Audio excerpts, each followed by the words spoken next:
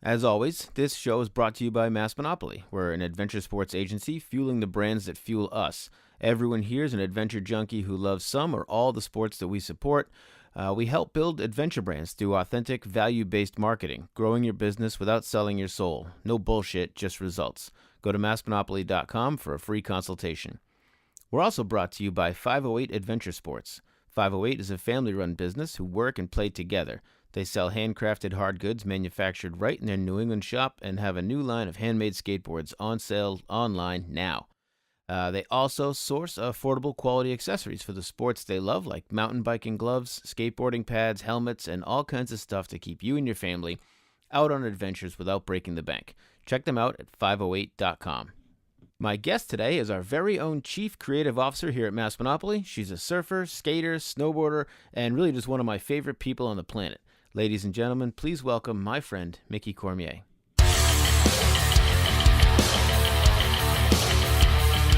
And then, boom. All right, we're recording. Just that easy, that quick. Well, hope you're having a good day today.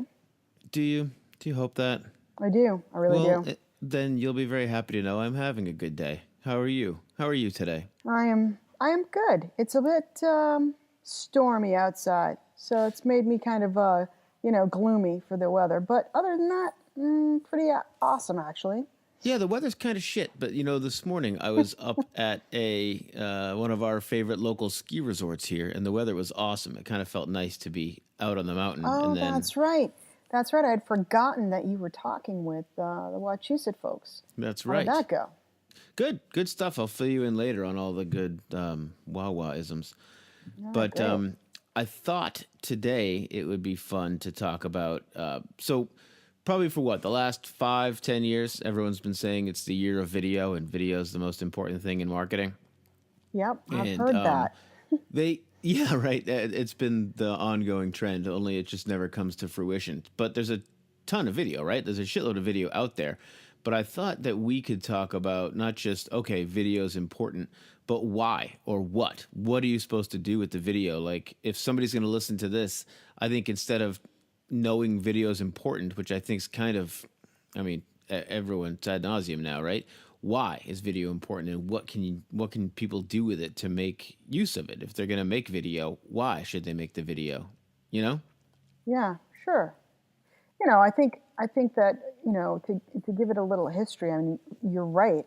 It's been, at least 8 years, maybe more. People have been talking about how video is the new thing, is always coming, And I think what was happening was that we were always waiting for the technology to catch up to a place where we could deliver the video in a like non-jerky way, that it would just stream effortlessly, across the airwaves. And I mean, I think we've come to a place now where the technology that everyone's using is of a kind that we could actually, using places like YouTube and Vimeo and Wix and all of those, stream actual video. I mean, let's look at Facebook. Facebook is live streaming video. You couldn't possibly have been able to do that a year ago, 2 years ago. It would have been impossible. Definitely not. I think but I think with video, it's become a much bigger topic than it used to be. It's not just the streaming or the accessibility of video, which is changing fast, right? Like you said, not just. But I think beyond that, we have to unpack a little bit about what is video and why would you use it and how could you use it, because it's not just the availability or deliverability of the video, but how hard is it to make a video, right, for small business? So if we back up 5-10 years, you have to hire a crew, you have to plan out your shoot, you have to have, it's a lot of expense, even if you're using freelancers to try and figure out some kind of professional video. There was a lot of rules, there was a lot of things you had to adhere to, where that's kind of gone, right? With GoPros and cell phones, and like my phone's a 4K video camera. With all that stuff, I think small business can kind of get involved a lot easier now. Yeah, absolutely. I mean, those benchmarks have fallen. You know what? That is a good point. The thing is, like everything else that sort of falls to a meridian, like an even playing field. You get a lot of mediocre that starts to happen, which floods the market, which makes everything look kind of the same. So it probably becomes now even more important to be to have good quality video, to use it correctly, to put it in front of the right eyeballs, and to craft the message so that it comes across. Can't just be video anymore. What is good video, though? Do you think good video has to be the same definition it used to be when it was kind of broadcast minded and you were thinking about, properly lit with your 3-point system and like all that crap? Or does it just have to be interesting and real? Right. You know what? I think in this case, right, it really depends on the client, right? So who is it that's making the video? Why are they making the video? And who are they talking to? If their audience is, company A has got a little bit of a gritty kind of a grassroots. Their audience isn't looking for a slick production. Their audience is probably someone looking for, something more real. And I would probably say most of the time people are looking to cut through like the glitzy, high gloss commercially for something a little more interesting. Yeah, I would almost. At the same time, though, if you're a car commercial, car commercials are they're like in a whole different echelon of things, So they're like being glitzy or like special effects and all of that are probably something people are kind of wanting to see. They're sort of expecting. So I think it really depends. Yeah, there's a time and place, and I think you're right. It depends on the audience and what you're trying to achieve. I was thinking narrowing it down because that's kind of nebulous, and we'll never be able to think about everything in the world of video for today. But a lot of where we spend our time is around adventure sports brands, and what I see out there is it seems like they all produce a ton of video content. They do a ton of almost like cell phone based, handheld camera when they're either on the mountain or on the trails or they're out there riding or even surfing, GoPro type stuff. And then they also produce a tremendous amount of real high end, Red Bull TV, almost motion pictures for their brand every year. And I can't help but wonder why. Why do they all do it? It's almost like, well, somebody did, so now we have to, and now it's just the norm that they all produce these, motion pictures of people doing tricks, which it's cool. I like to watch it. I like to watch them too, but I don't fully understand why they do it and what it's doing for them. Is it an ego thing? Is it just to not be left out because there's other people? And what I'd like to hear from some of the brands is an honest answer on, did it do anything for your company, for sales this year? Did it do anything to move more bikes or more boards? Because I'm thinking no. It might help with some awareness through sharing and just having some cool footage, but I can't wrap my head around why you'd spend let's be frank, it takes a lot of money to send a film crew around the world and go to all like the top spots and get the crazy angles on the biggest jumps and the backwoods sessions and all that. And you get the same thing on an Instagram feed every day from the same brands, from someone holding their phone next to a tree while someone tries something, right? So is there a bang for the buck for that high production crazy thing they're making? Well, I think you struck upon something very, very important, because yes, making video, it's by far like huge. They probably entered the market because they had to. I mean, with human attention spans less than a goldfish, and getting shorter, actually, the retention that people have when watching video, it's huge. 95% they remember a message. That's what human retention is for moving picture and sound. So 95%, that's a pretty awesome, amazing number. What are you saying is 95%? I'm losing you. The viewers retain 95% of a message when they watch it in a video, compared to like 10% of a message when it's being read in text. It's an amazing, amazing number. Now, the what you're pointing out though is that you can't be just a video because there's a billion million videos out there. So what is it? Why are you doing the video? Why is it important? Then how do you connect the video, right, back to your brand, your message, your product? Where's that? So putting out there is one thing because you got to be out there, but then I think what happens and what fails, right, is how it gets connected back, and it doesn't. It just sort of sits there. Yeah. It goes out there, it sits there, it dies, and like 10 seconds later, it's a new video, and then we're moved on to something completely different. Definitely. And we're off to the next video. And so I think I would like to know the context in which people understand or retain the 95%, because I would say that I gloss over 95% of the video I see on a daily basis. And I don't think that I would match up to those numbers.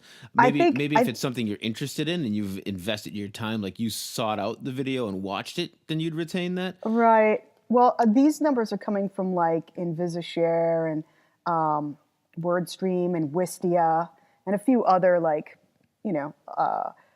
marketer measuring agencies that are like collecting impact of YouTube and other Snapchat, Vimeo, Facebook Live on the market and So what no that question. effect is. No, if you're on YouTube seeking out like a flat Earth video because you're into that kind of thing and you're watching it, then I can see that being real, right? Because you're there, you sought out the video, you're watching it because you're trying to find out how your freakish beliefs about the flat Earth could be true.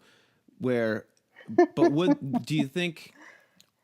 How does that change when you're scrolling through Facebook or Instagram and every other post is a video that you're only going to see the first, tenth of a second or 1 to 2 seconds as you scroll past as it starts in the feed? Obviously, Right. you're not retaining huge levels of that. It's just a matter of, is it going to grab your eye?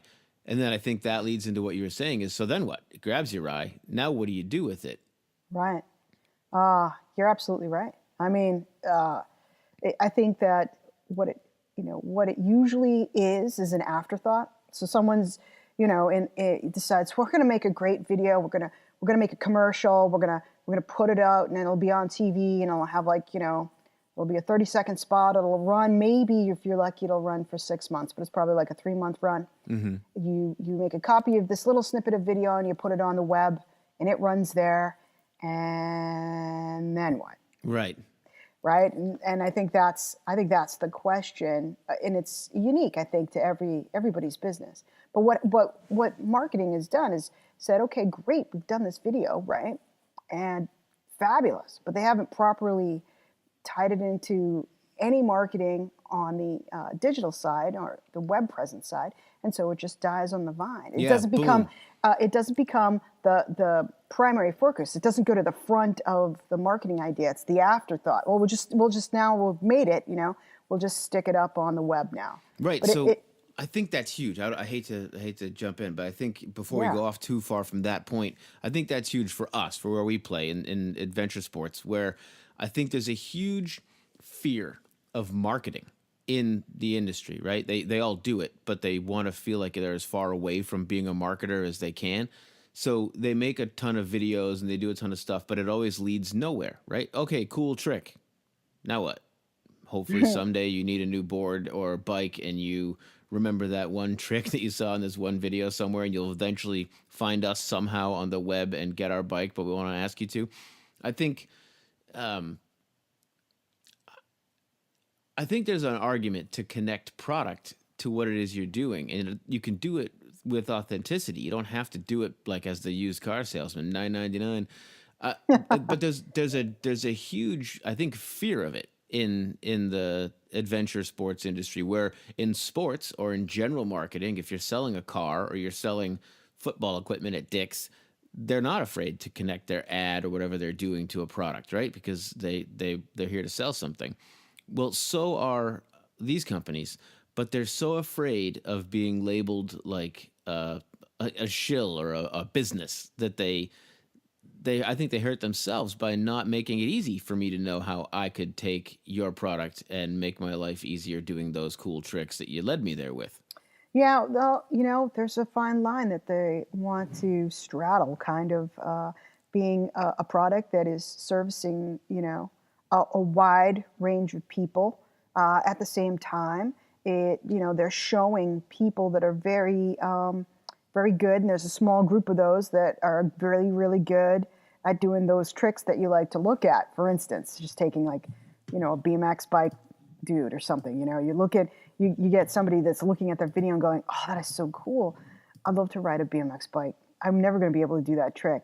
But how is then that video speaking to me, who's sort of interested in that sport, right? But there's no impetus to entry in that video, because that video is kind of like a secret society. It's like a Right. club that I'm never like. I can watch Kelly Slater, okay, slash a lip all day. I mean, that guy is magical and amazing, but I am never gonna ride like Kelly Slater.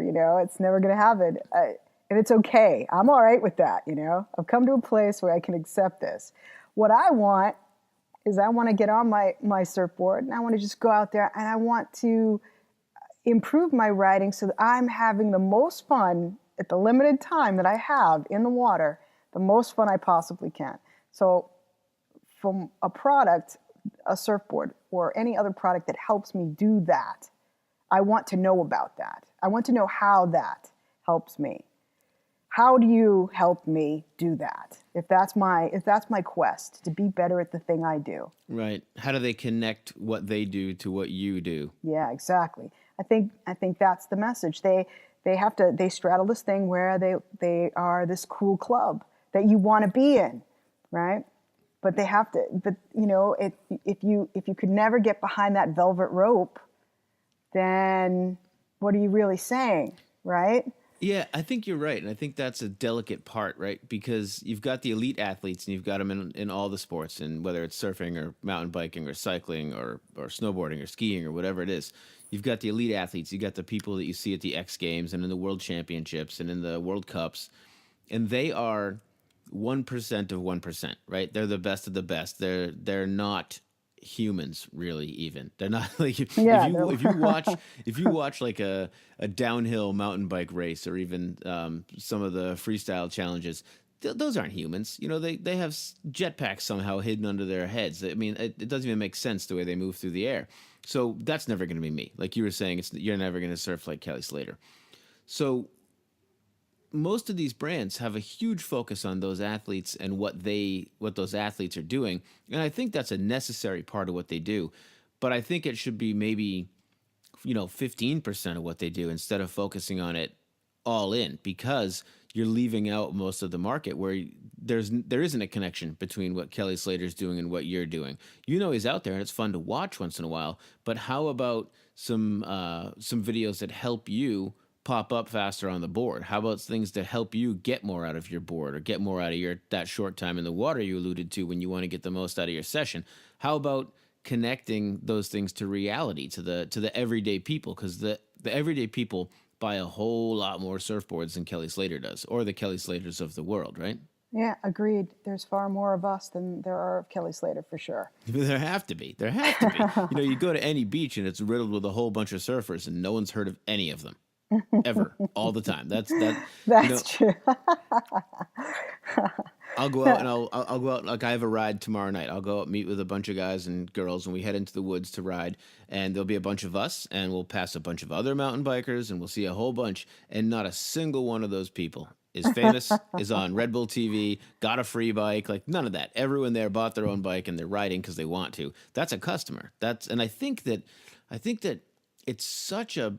I'm making a broad statement, I know, and I'm rolling eyes at myself, but I think it's a missed mark that most of these brands cater to that elite 1%. At least that's what they put out, as if that's where people want to see. But people want to see Yeah, themselves in the sport. People want to see I what, agree. like, Yeah.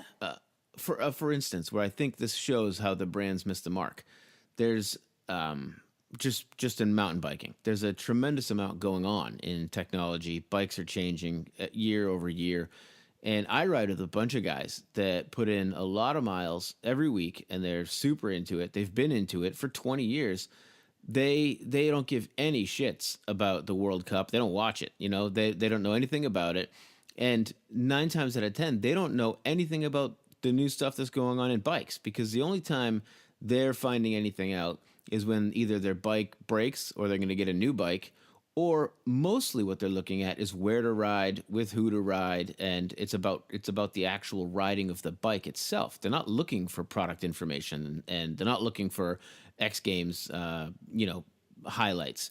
So I think taking those videos that you're going to make, but then thinking about what and why and how that connects to the person who, when he's sitting on his couch or she's sitting on her couch, they're Googling about local rides and how to get more out of it, like you are with your surfboard. How do I crash less? If I'm going through a rock garden, how do I Right. just have a better time? How do I organize rides? What's the best way to? Is there an app that we could all use to make it easier to plan and meet for rides? Help me stay on my bike more, and then I'm your friend. Yeah, that's for sure. I mean, I think it would be a good idea. I think a way, let's say, to turn that, leadership thing. I mean, that's basically what these guys are doing. They're looking at the leadership, the top echelon of who uses their stuff as that's the holy grail right there. And that's cool and that says something. But I think that what happens is, as you were saying, right, the missed opportunity of connecting to the person. You want that that to give you street cred essentially, Hmm. because your product is used by these great athletes, Right, good and enough for the that's best. right, good enough for the best. So there's something to be said for it. But then you're right, it should really, that's really what it's good for. I mean, that is really what it's good for. It makes that person stop in the feed, right, and look at your video maybe. But I think the next message, I think, probably needs to be more about like who you are as a company, because I think people also respond to, in this day and age where we can know almost all kinds of things about different companies, about how they think and feel about the environment, everything from fair trade practices to using local, to all kinds of things about the way they feel about writing and people and the product and the world, and those kinds of things connect to other humans like us in a more intimate, engaged way. Become relatable, right, Mm. immediately, versus looking at the leadership guys and they're like gods. Like Kelly Slater is a god of surfing. He's something I could not. If I met him, I'd probably just faint. Yeah, he's You know, Tony Hawk of skateboarding. It's just exactly. Yeah, they're there's no just other like human like him. they're just like these gods, and you're just never, unless you're in an alternate universe, that's not ever going to be you. So what is it about the company that's like a person, that's like a friend, that's relatable? I mean, I think those stories too need to come out more. I don't think we get enough of those stories either. Yeah, I mean, those stories could bleed through how they help you ride better. right, right. That's what I was just thinking. Those stories for the brand are not about. I don't think yet you want to get into why your product is so good. I think it's more about why you love what you do, and that's why you make your product, right? And like, I think if you make yourself closer to the sport, not just the upper echelon of the racing or the World Cup or the surfing, not the and that's good too. I'm not discounting it, but I think a lot more time has to be spent in the day to day of what is the actual sport, and why do people love it, and why do they do it, and how are you connected to that? With surfing, with skating, with mountain biking, it's all different. But there's things like trail advocacy and riding responsibly in nature, not destroying things in a watershed. There's things that the brands can tie themselves to and educate people on, that people want to know because it's relevant to them on Wednesday. Yeah. I think it also helps build community that way. Yeah, And for if sure. community equals fans, equals, people that actually buy your product, that use your product, that are customers. I think those are all viable things, and it's maybe it's interesting that I haven't really seen that kind of attention, right, in some of the adventure sports companies. Maybe not just yet, anyway. You mean the attention to the everyman? Yeah, to the I don't see it everyman. at all. I agree. I think it's a missed opportunity. Yeah, I think you might be right. And we could always talk about why. I mean, I assume that everybody knows why. They're like probably like a top 10 list of why video should take a leading role in the current, the content marketing plan, like improved SEO, or stronger consumer attention, Yep. higher engagement. And retention. Yep, more video favored technologies out there that'll help you make those videos. So now is a good time. There's greater optimization opportunities because videos now come with feedback loops built in, so you can like know when someone drops off. Did they Right. watch the first part of the video, half the video, three-quarters of the video? And feedback means what's working and what isn't. So that's kind of cool. Yeah, they can spur conversation too. Like the video can lead to, even if it's in comments in a social platform on your website, on a blog, they can lead to conversation and people chiming in with their opinion, where an image is a lot less likely to do that, right? Or Exactly. just a piece of text is a lot less likely to do that. So the video, I think it can work. And going back, I think it is going to be more and more important than marketing. I just think marketers need to ask why they're making the video, not just we need to make video. Like, Right. what do you think about creating video from images? Nowadays, you can, without ever firing up a camera or hiring a crew, you can create pretty pointed videos by taking layered images or just a few different images. At the very base level, making slideshows with messaging, Oh, I love it. yeah, you can get way more advanced too with using layers and making things animated and look like a video, but you're just using a bunch of still assets coming in and out.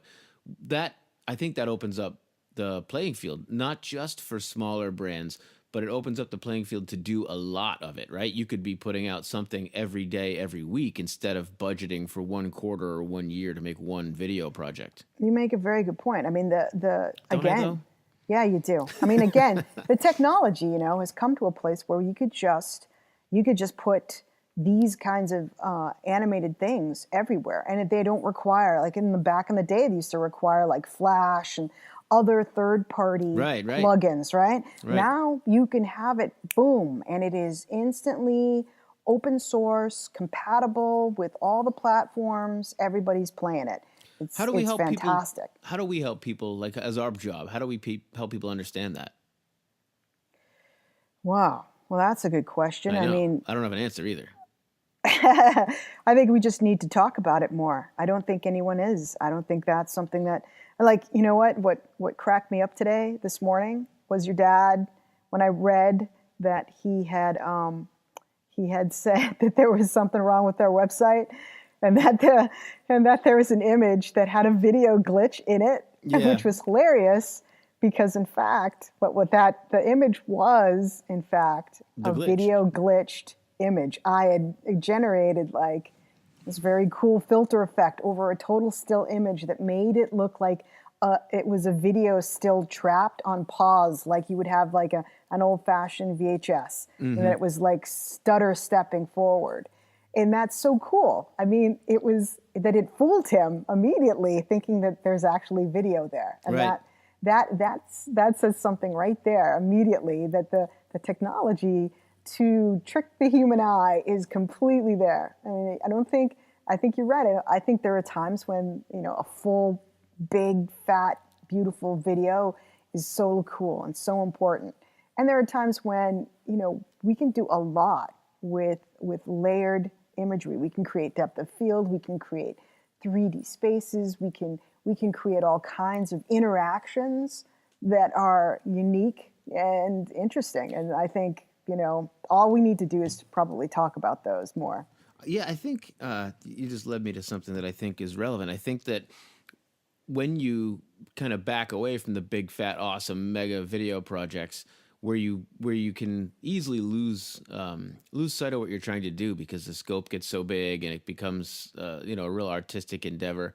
When you get more like micro videos, to use a stupid name, but when you start to use these smaller quick hit videos that might use five or six still assets and a message, I think it's easier for the marketer, the brand, the people to keep their eyes on the prize, to think of the CTA at the end of it, or the why am I making this? Why does it exist? Um, you see it all the time where someone makes an amazing video and you're like, that was cool, but I don't even know who the brand was. I'm totally lost on it. I saw something cool, but I don't know what I'm supposed to do. Where I think these little, and this is, I think, relatively new. I don't think it's new to you or I, but I think it's new to most people, the ability to make these quick hit, high end, high res, nice videos that are easy to do. You don't even need a video editor. And Yeah. I think maybe I'm crazy. Do you think it helps to keep your eye on that prize because it's a fairly easy thing to do? So you just think of it in steps. You think of it as, here's the images. What are we trying to say? Here's the message, and then what? Where do we take them? Are we going to lead them somewhere? What do we leave them with? What's Yeah, the end of the video? you're right. You're right. I think, I mean, maybe that's where it kind of goes wrong. Everybody gets sucked into the elaborate production and creation of video. It requires scripting and these elaborate storylines, and you want to be unique and inventive, and you really want to get it right because you've only got the budget to do it like this one time Right. for this quarter, and so you pile on all these ideas and all this stuff.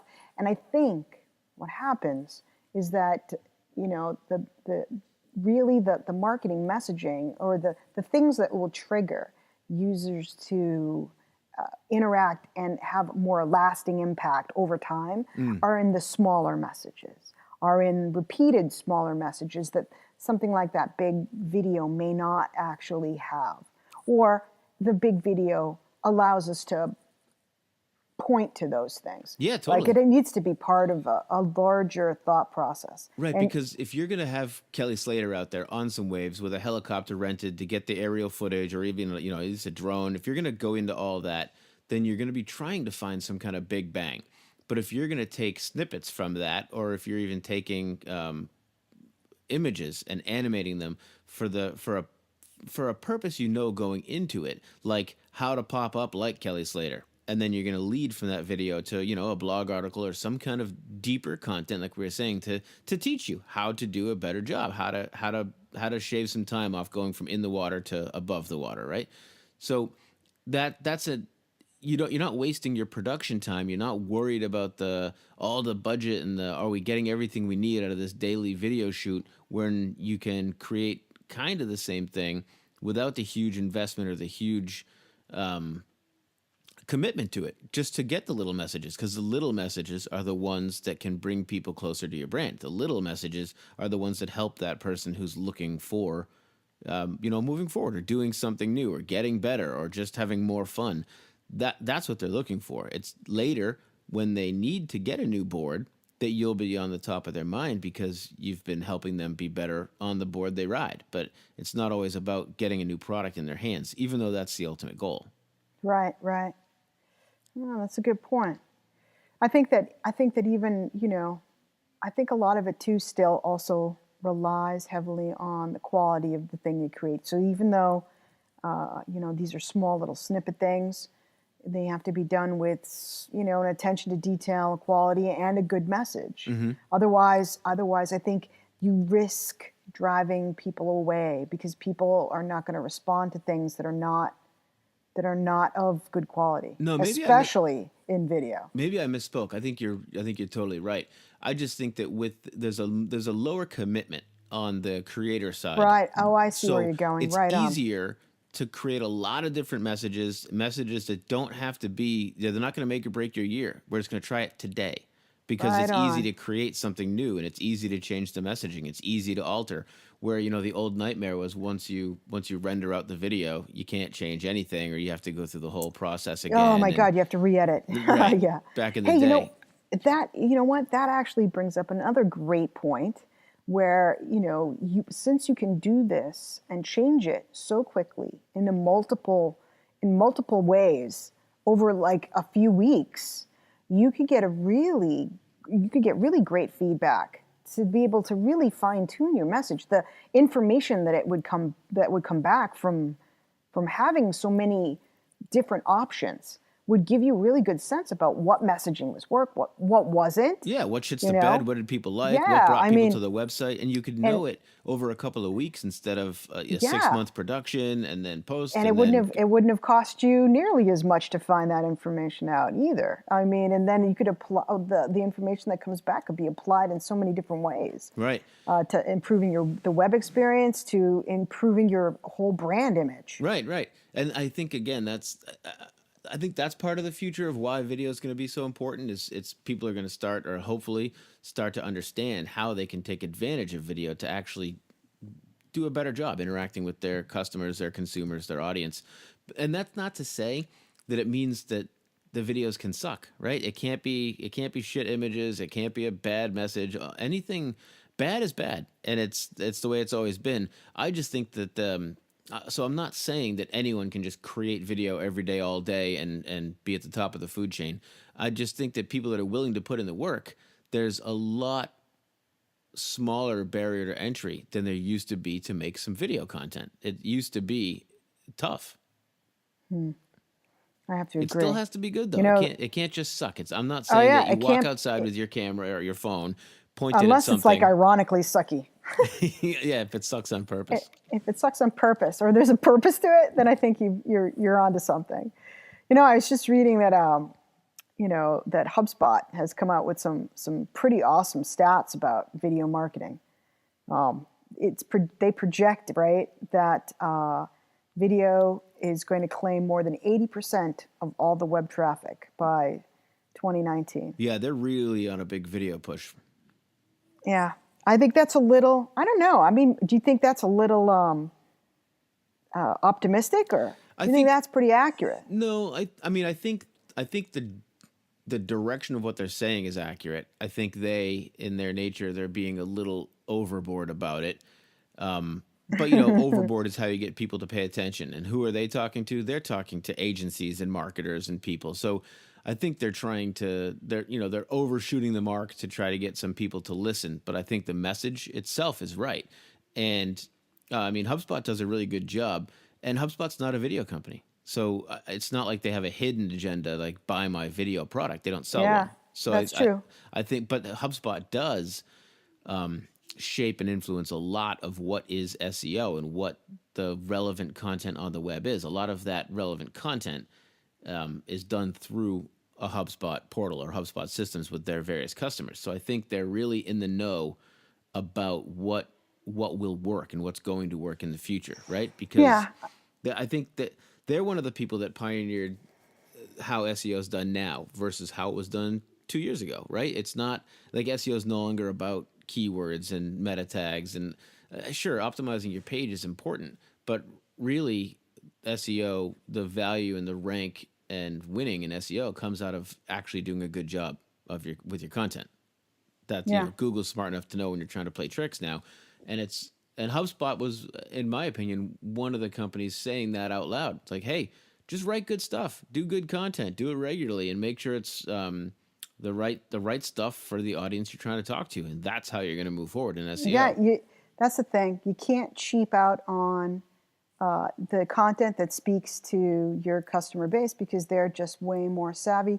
There's just way too many things out there that have good quality that lead people in the directions they want to go, and you have to care if you don't, Yeah, because it'll show right through. People will know. and that's a It's danger, right? Because there's a lot of people who don't know, and they get approached every day, whether it's video or blog or websites or whatever it is, the content that they're looking to make.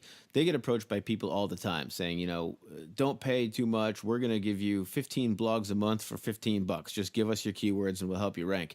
And it's bullshit, right? But they won't know it's bullshit until they've done it for a year and they've got 100 garbage blog articles that are just stuffed with keywords not relevant to, and nobody's going to read it. They're piss poor, and what it is just false practices. But then then we get on the phone with somebody and they're like, well, I've had a really bad experience. You know, I don't think content marketing works, and agencies like I've had a bad experience. And yeah, Mm, you did. I know you did. We come across it all the time.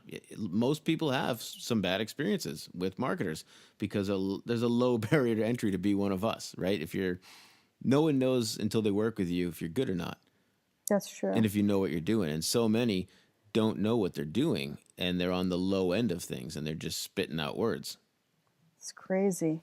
And it's too bad because, yeah, it's too bad because all they needed was someone that gave two shits and then knew what they were doing.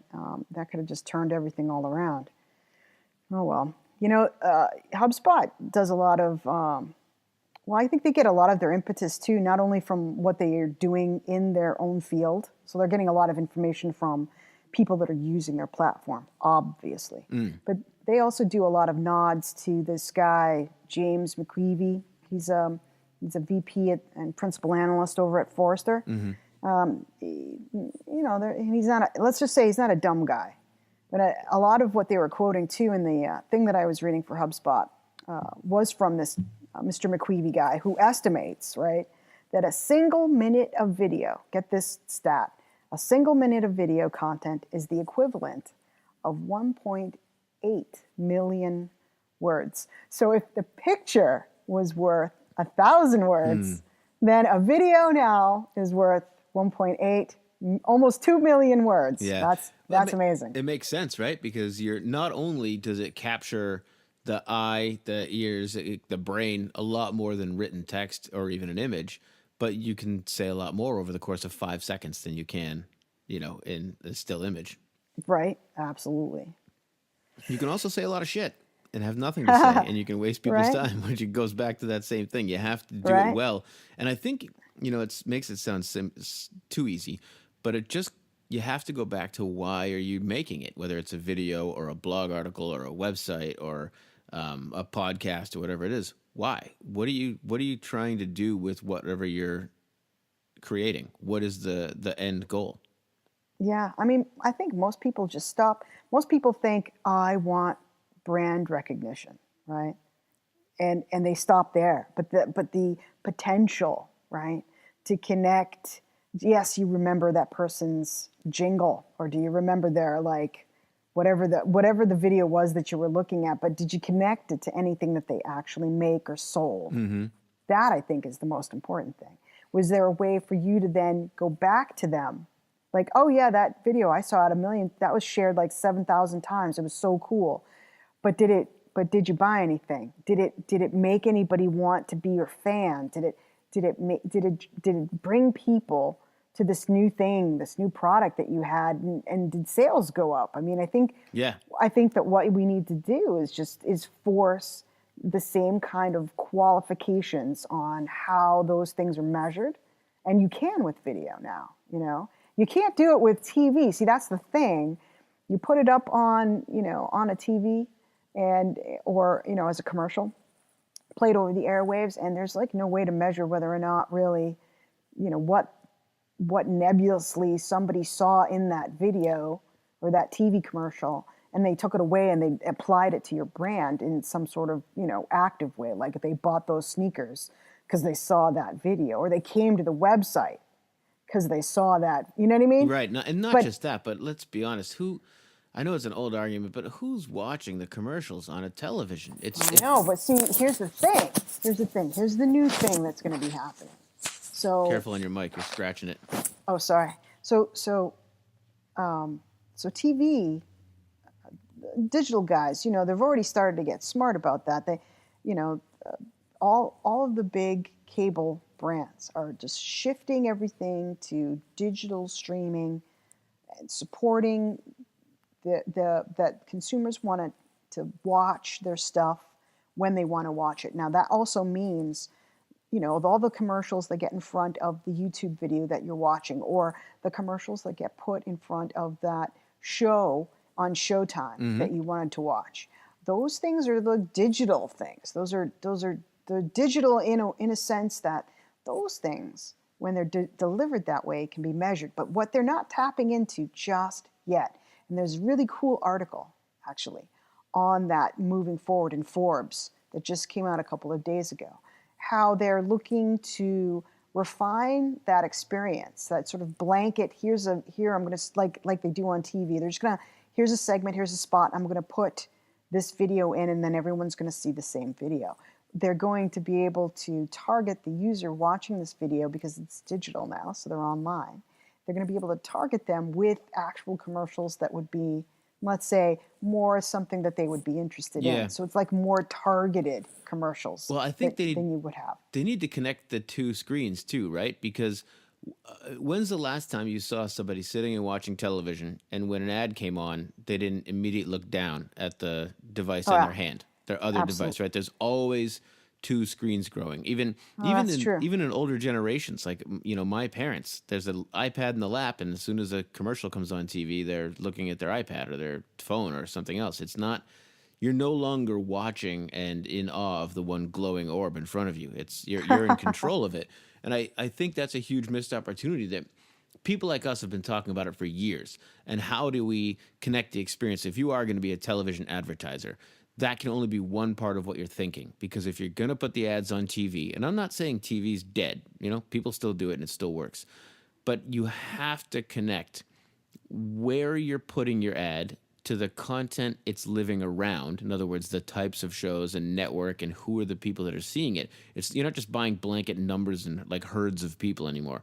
You have to connect it to that other screen. So you have to be aware that as your ad starts, they're looking down. So how do you trigger something to happen on that small screen that you're basically, the goal of your ad on TV, I think, has to be to trigger action on the other screen as they move off. Yeah, agreed. Right? So somehow saying something or doing something provocative or something that's going to get them to Google something, search a hashtag, do something, until, of course, we can just connect all the screens seamlessly, and that's kind of terrifying Skynet kind of stuff. But it's coming. I know it's totally coming. It's totally coming. But before we have that, because we still don't, been talking about it for years, but there's no way for me to put a TV ad on and then at the same time hit you, Mickey's phone, as you look down at it with related content. There's no way to do that yet. It's coming because our devices are listening to us. They'll hear the television ad and then they can spur something. I mean, it's coming, but it's not here yet. At least it's not something anybody's admitting to that it's here yet. Yeah, nobody's talking about it right now. Right. But I think that if you're a smart television advertiser, the whole point of the ad is to quickly trigger curiosity, because then people take to the device to quell the curiosity, to Google whatever you just said, to whatever made them go, they're gonna look deeper into it, because that's what they're doing. That's what they're already going to do to fill that void. So how do you become part of that void, right? How do you be what they're looking at? How do you fill that space? That's a good question. Well, that's a question we can answer for another time. I don't have an answer. I don't have an answer either, but maybe next time. Maybe next time. We'll have to think about it. On that note, I think that's a good 46, 47 solid minutes we've got talking about video. I don't know if we answered any questions, but we asked a lot of them. Yeah, that's for sure. I had a lot of stats. Those are always cool. I love stats. Stats are fun. People love stats. They can tell them to their boss. They can tell them to their wives and husbands. Hey, their numbers are like those hard factual things that are hard to dispute. That's why they're necessary. You know, Compare those with. Go ahead. No, go ahead. Nope. I was just about to say, pair numbers with that emotional engagement response thing, and it validates what you do. That's all. That's the only reason I like them. What might be cool for listeners is once we stop this recording and put this out and publish it, we could include all of the links to the Forbes article and the different stats so people could actually see what we're talking about.